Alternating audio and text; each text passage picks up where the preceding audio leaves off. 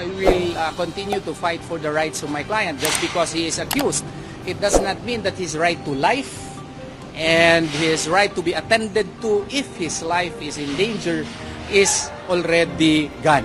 Yung hospitalization, may binigay po bang panahon up to when lang?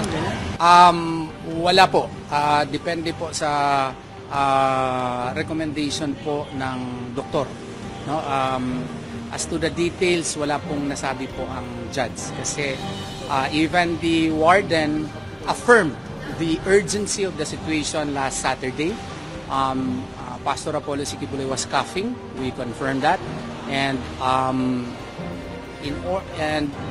for a while he had to be transported to the hospital for immediate relief. Kamusta yung demeanor niya kanina when he attended virtually si Pastor Kibuloy? He was observant. But he was lying on his bed. But the rules require that he should be present.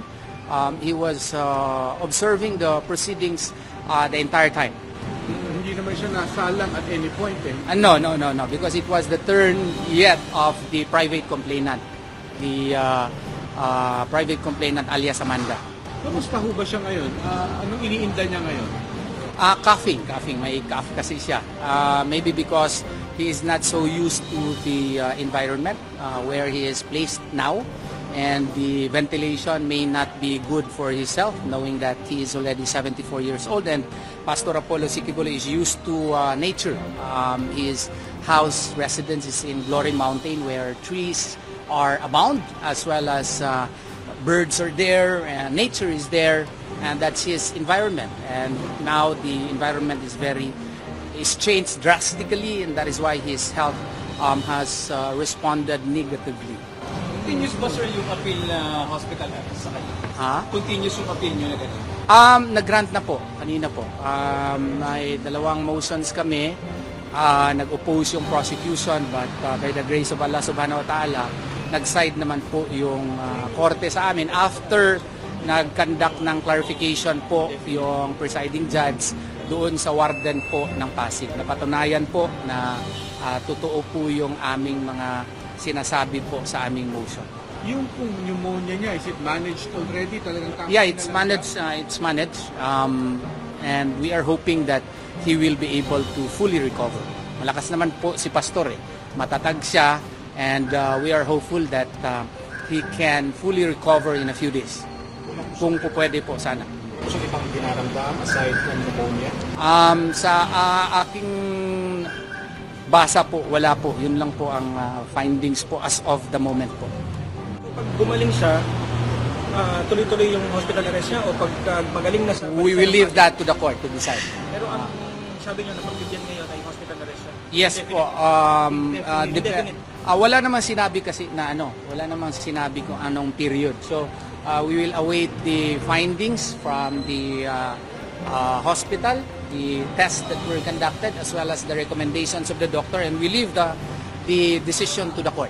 Pwede namin, is it accurate to say na indefinitely, inallow siya ng court for indefinite? No, there is no. As of the moment, what is granted merely is his hospital, stay in the hospital because of the emergency last Saturday. But I cannot say whether or not it is indefinite because the hospital will be providing reports to the court, and the doctors will be providing reports to the court, including the BJMP.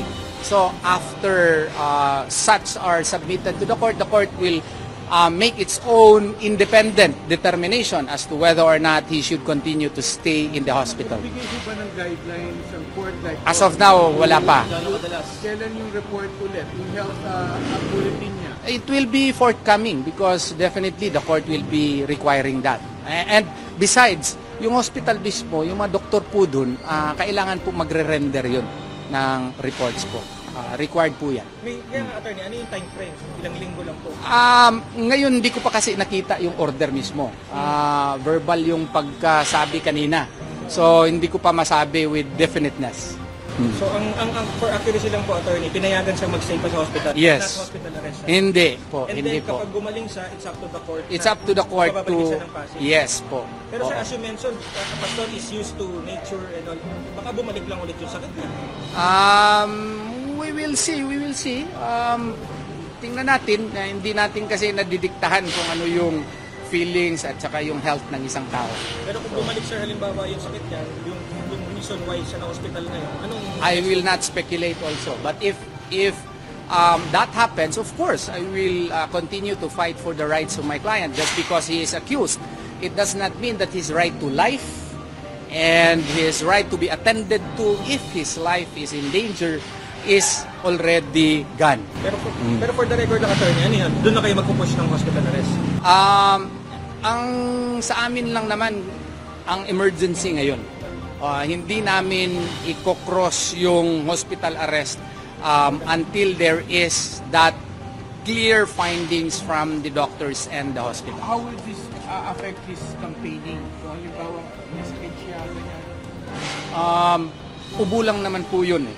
Ubo at saka yung hindi kasi siya sanay.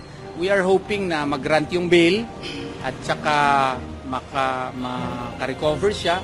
So makakampanya siya. Pero kung hindi po mangyayari yun, marami naman po kaming mga supporters. Marami siyang mga supporters, saka mga members. Sila po ang magkakampanya para kay Pastor Apollo Siquemeño.